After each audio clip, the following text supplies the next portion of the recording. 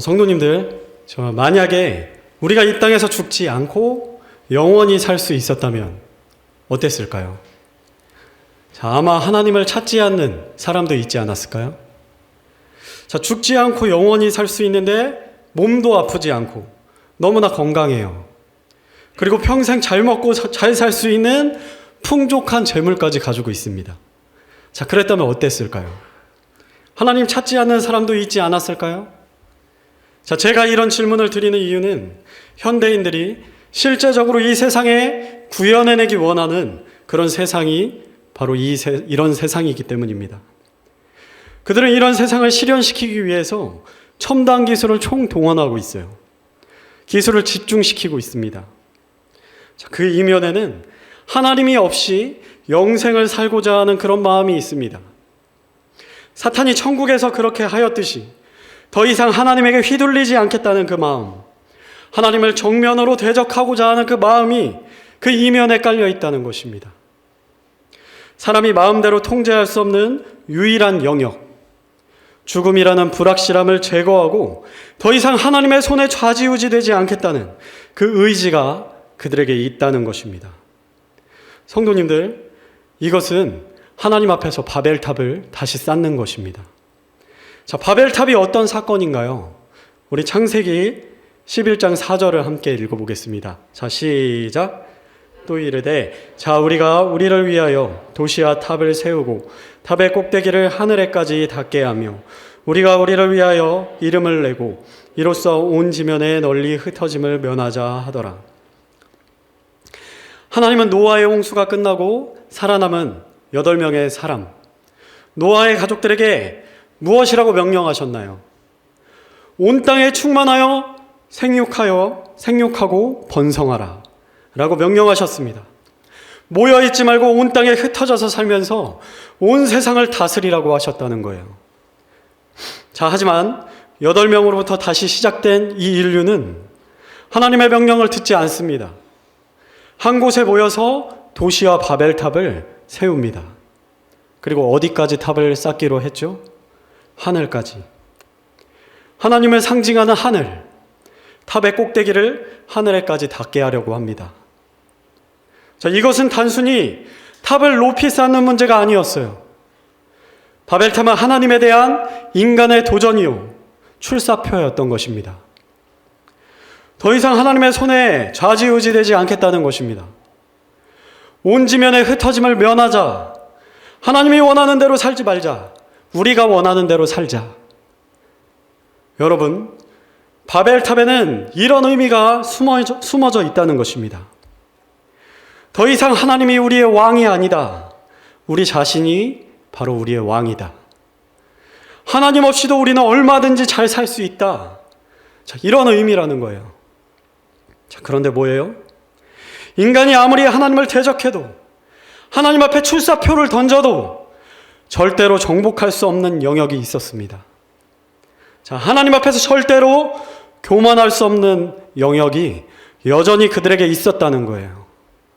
뭐죠? 바로 죽음입니다. 죽음 앞에서만큼은 인간은 절대 하나님 앞에 교만할 수 없었다는 것입니다. 왜죠? 믿음 없는 사람들도 두렵잖아요. 혹시 죽었는데 진짜 하나님 계시면 어떡하지? 마음 한켠에 불안함 가지고 믿지 않는 사람들도 이렇게 죽어간다는 거예요. 내가 내 마음대로 조금도 컨트롤할 수 없는 영역, 내 손을 완전히 벗어난 영역, 내 지혜와 능력을 아득히 벗어난 영역, 한없이 불확실한 그 영역, 그것이 바로 죽음이라는 것이죠.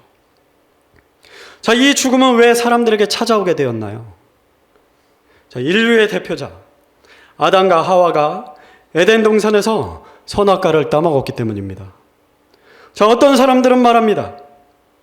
아니, 아담과 하와가 선악과를 따먹었는데 내가 왜 죽어야 되죠? 아담과 하와가 따먹었잖아요. 내가 아담과 하와도 아닌데 하나님 너무 불합리하신 분 아닌가요? 이렇게 말하는 사람들이 있습니다. 우리는 이렇게 생각해 봐야 됩니다. 우리가 아담과 하와였다면, 우리가 에덴 동산에 있었다면, 우리가 선악과를 따먹지 않는 그 미션에 우리는 성공할 수 있었을까요? 절대 불가능합니다.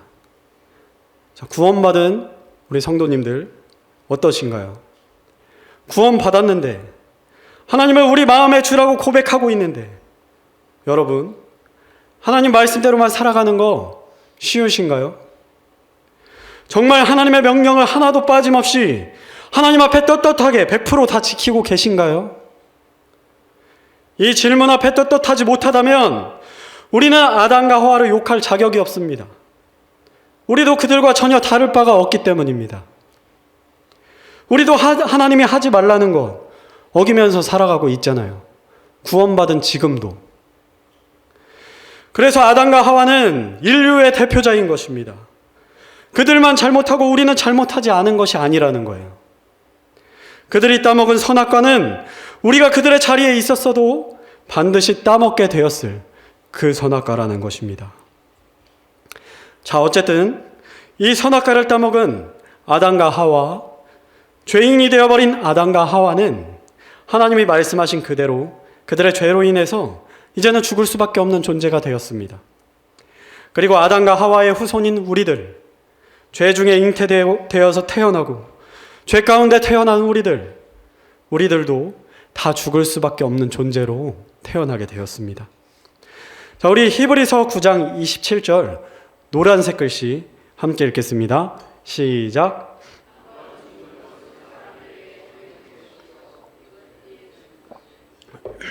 네, 아멘. 한 번 죽는 것은 사람들에게 정해진 것이요.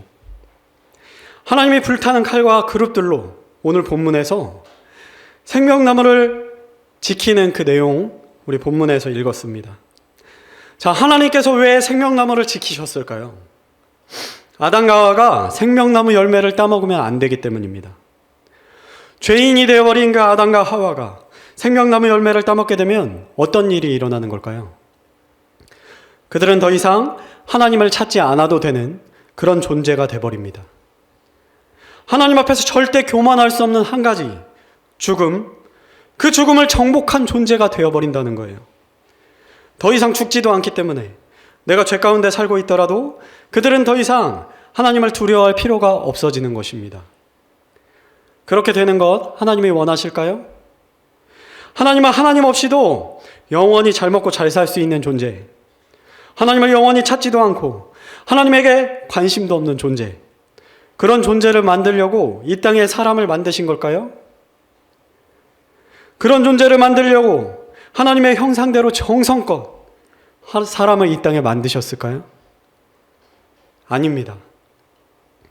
그런 존재는 하나님에게 전혀 필요가 없어요. 하나님에게 전혀 필요 없는 그런 존재가 되게 하지 않으려고 하나님은 죄인인 사람이 생명나무 열매를 절대 따먹을 수 없도록 생명나무 나무를 철저하게 지키신 것입니다. 자, 그런데 이 죄악된 인간들은 가증한 행동을 합니다. 이제 다시 한번 새로운 바벨탑을 쌓으려고 하는 것입니다. 자, 다시 한번 하나님과 정면 승부를 펼치려고 하고 있다는 거예요. 불타는 칼을 스스로 제거하고 생명나무 열매를 쟁취하겠다는 것입니다. 그들의 지혜로, 그들의 능력으로 하나님 앞에 유일하게 연약한 그 부분, 죽음을 정복하겠다고 달려들고 있다는 것입니다. 자, 세상 사람들은 어떤 방법들로 그렇다면 영생을 얻으려고 하고 있을까요?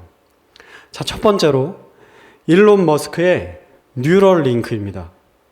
자, 인간의 뇌와 컴퓨터를 연결해서 죽음을 극복하고자 하는 기술입니다. 인간의 뇌, 인간의 의식을 사람이 죽기 전에 컴퓨터에 다운로드 한다는 거예요. 그래서 사이버 세상으로 죽기 전에 이사를 가는 겁니다.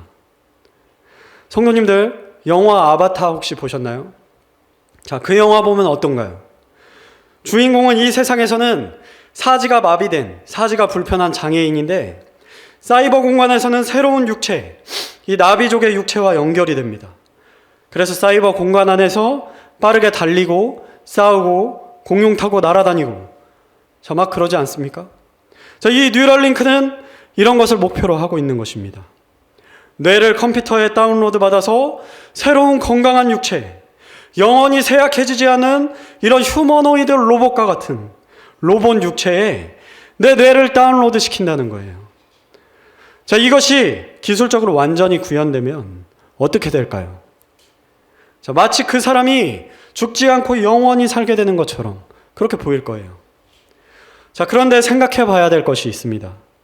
자, 뇌를 컴퓨터에 다운로드해서 그 사람의 기억, 말투, 경험, 생각, 가치관 모든 것을 똑같이 구현해낼 수 있게 그렇게 되었을 때 그것들을 다 다운로드 받았다고 해서 우리의 영혼도 같이 다운로드 되는 걸까요? 아닙니다. 절대 불가능합니다. 설사 다운로드가 가능하다고 해도 그것은 우리와 비슷한 말투를 가진 전혀 다른 존재인 것이지 결코 우리 자신이 될 수 없다는 거예요. 영혼은 다운로드가 되는 것이 아니기 때문입니다.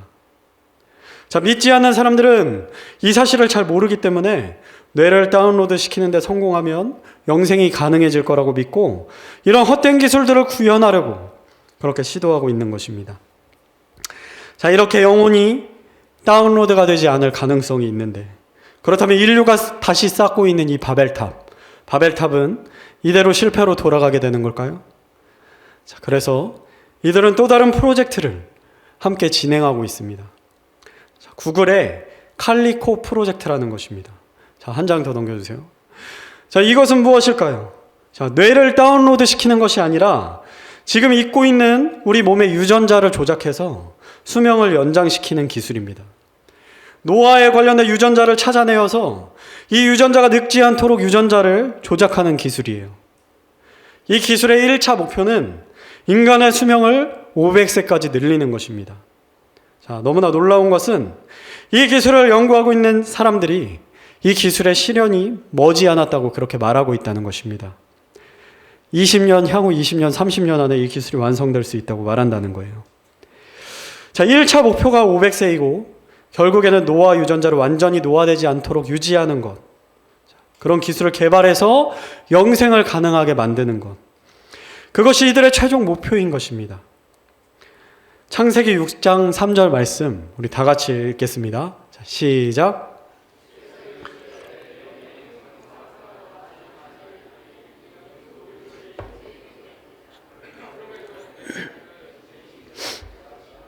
아멘. 자, 노아의 홍수가 끝나고 하나님은 사람의 수명의 한계를 정해주셨습니다. 자, 몇 세로요? 120년입니다. 자, 세계에서 지금 최고로 장수하는 사람들이 딱 120살 정도로 살지 않습니까? 하나님의 한계를 정해주셨기 때문이에요. 자, 그런데 세상 사람들은 하나님께서 정하신 이 수명을 생명과학기술로 500살까지 연장하려고 하고 있고 최종적으로는 영생이 가능해지도록 하는 것을 목표로 모든 과학기술을 총동원하고 있다는 것입니다. 성도님들, 이것이 사람들이 현대시대에 쌓고 있는 이 시대에 다시 쌓고 있는 바벨탑입니다. 이 시대는 하나님의 권능에 사람들이 정면으로 대적하고 도전하는 시대라는 거예요. 사람들이 원하는 것은 무엇인가요? 죄인인 상태로 하나님을 전혀 신경 쓰지 않는 것입니다. 더 이상 불확실한 유일한 것, 죽음으로 인해서 하나님의 손에 좌지우지되지 않겠다는 것입니다. 미지의 세계에 죽음을 완전하게 정복하고 그들 자신이 신과 같이 하나님과 같이 되겠다는 것입니다. 에덴 동산에서 뱀이 아담과 하와를 어떻게 유혹했죠? 이 선악과 먹어봐. 이 선악과를 먹으면 하나님과 같이 될 거야. 하나님과 같이 되고 싶다는 그 마음. 선악과를 따먹었을 때 그때부터 가지고 있었던 그 마음이 여전히 지금까지 계속되고 있다는 것입니다. 사랑하는 성도님들, 하나님이 이런 기술 완성되는 거 보고만 계실까요? 절대 보고만 계시지 않습니다. 사람들이 바벨탑을 쌓았을 때 하나님 어떻게 하셨나요? 보고만 계셨나요? 아닙니다. 이 땅에 직접 내려오셔서 언어를 흩어버리셨습니다. 바벨탑이 결코 완성될 수 없도록 하셨다는 거예요. 그래서 성도님들, 자, 이 시대는요, 마지막 시대 중에 마지막 시대입니다. 하나님의 이 기술은 완성되실 때까지 기다려주지 않는다는 겁니다. 이 기술이 완전히 실현되기 그 이전에 우리 예수님은 반드시 이 땅에 오실 것이라는 것입니다. 그리고 하나님을 정면으로 대적하려는 사람들의 교만을 우리 예수님께서 완전히 박살내실 것입니다. 성도님들, 그렇다면 세상이 하나님을 향해 새로운 바벨탑을 쌓고 있는 이 시대에 AI, 로봇, 생명과학, 사람들이 이런 첨단 과학기술들에 열광하고 있는 이 시대에 우리는 어떻게 살아야 될까요? 우리는 깨어 있어야 합니다. 우리는 이 시대에 함께 열광하면서 이 시대에 함께 취해 있어서는 안 된다는 것입니다. 현대의 모든 과학기술들을 절대로 누려서는 안 된다는 말이 아닙니다. 이 기술들에 열광하고 마음이 빼앗겨서 우리의 마음이 하나님과 멀어져서는 안 된다는 것입니다. 자, 우리 그리스도인들은요, 죽어있는 나뭇잎이 강물을 떠내려가듯이 아무 생각 없이 둥둥 강물을 떠내려가는 존재가 아닙니다. 마치 살아있는 연어가 강물을 거슬러 올라가듯이 분명한 목적의식을 가지고 강물을 거꾸로 거슬러 올라가는 존재, 죽지 않고 살아있는 존재, 하나님의 생명력이 그 마음 가운데 살아있는 존재, 바로 그런 존재가 그리스도인인 것입니다. 성도님들은 깨어 있으신가요? 강물을 거슬러 올라가며 살고 계십니까? 이 마지막 시대에 깨어 있으시기 바랍니다. 지금도 눈을 감고 계신 분들이 있어요. 깨어 있으시기 바랍니다. 자, 먼저 가장 중요한 것이 있습니다. 우리 함께 읽겠습니다. 자, 시작. 창조의 목적을 분명히 기억해야 합니다. 자, 하나님은 왜 우리를 이 땅에 만드셨나요? 우리와 영원히 사랑을 나누시기 위해서 우리를 만드셨습니다. 세상 사람들이 이 사실 까맣게 잊어버리고 어떻게 해서든지 하나님과 영원히 분리되려고 최선을 다하면서 살고 있습니다. 하지만 우리는 거꾸로 어떻게 해서든지 하나님과 더욱더 가까이 붙어 있으려고 최선을 다해야 한다는 것입니다. 우리는 마땅히 하나님이 우리에게 원하시는 것들을 하면서 살아가야 됩니다. 하나님은 우리에게 무엇을 하기를 원하시나요? 우리가 하나님께 더 가까이 나아가는 것, 하나님은 그것을 원하십니다. 우리가 친밀하게 사랑을 나누는 것, 하나님께서 원하신다는 거예요. 우리 구원받은 그리스도인은 하나님의 우리를 향한 이 목적을 절대로 잊어서는 안 된다는 것입니다. 이 목적을 기억한다면 우리는 어떻게 살아야 됩니까? 이제 구원받고 천국행 티켓도 땄겠다. 귀찮으니까 시간 날 때만 대충 예배드리고 말씀도 가까이 잘 안 하고 기도도 잘 안 하고 딱 귀찮아지지 않을 정도로만 하나님과 적당히 거리를 유지한 채 적당히 대충대충 믿음 생활하면서 그렇게 살아도 되는 걸까요? 성도님들, 하나님이 정말 여러분이 하나님과 그렇게 지내는 것을 원하셔서 여러분을 구원해 주신 걸까요? 아닙니다. 하나님의 목적은 딱 하나입니다. 뭐예요? 여러분과 함께 깊은 사랑을 나누는 것입니다. 그 목적이 아니라면 하나님은 여러분을 이 세상에 만드실 필요도 없으셨고 여러분은 구원해 주실 필요도 없으셨다는 거예요. 여러분, 하나님의 이 창조 목적을 기억한다면 우리는 그 목적에 맞는 삶을 살아야 하는 것입니다. 그럴 때 우리에게 진정한 행복이 있기 때문입니다. 여러분, 어디에서 행복을 찾고 계시나요? 물고기가 물 밖에 있다면 행복할까요? 행복하지 않아요. 잠깐 자유롭다고 착각할 수는 있겠습니다. 하지만 곧 닥쳐오게 될 끊임없는 갈증으로 몸부림치게 될 거예요. 거꾸로 사자나 호랑이, 육지동물이 깊은 물속에 들어가서 산다면 행복할까요? 행복하지 않습니다. 잠깐은 시원하다고 생각할지 모르지만 금방 숨이 막혀서 고통으로 몸부림치게 될 것이라는 것입니다. 그들이 창조 목적에 전혀 맞지 않는 행동을 하면서 살아가고 있기 때문이에요. 성도님들, 우리도 마찬가지입니다. 하나님 안에 있을 때, 하나님과 함께 깊은 교제를 나눌 때 우리는 기쁨을 얻도록 그렇게 창조되었는데 하나님 밖에만 머물러 있다면 행복해질 수 있을까요? 행복할래야 행복해질 수가 없습니다. 물 밖에 나와 있는 물고기와도 같이 살아가는 것입니다. 사랑하는 성도님들, 하나님의 창조의 목적, 나를 왜 이 세상에 있게 하신 것인지 그 사실을 절대로 잊지 마시기 바랍니다. 그 사실을 항상 기억하면서 살아가시기 바랍니다.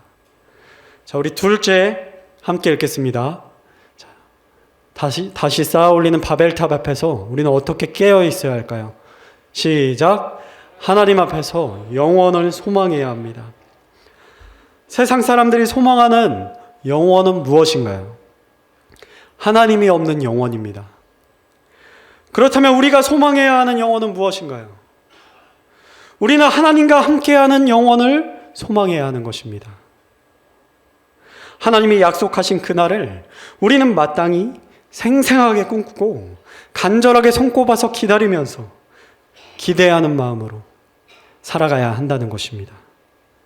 말씀을 가까이 하여서 하나님께서 주실 천국을 우리 마음속에 항상 최고의 상태로 최대한 생생한 감정과 마음으로 기억해내시기 바랍니다.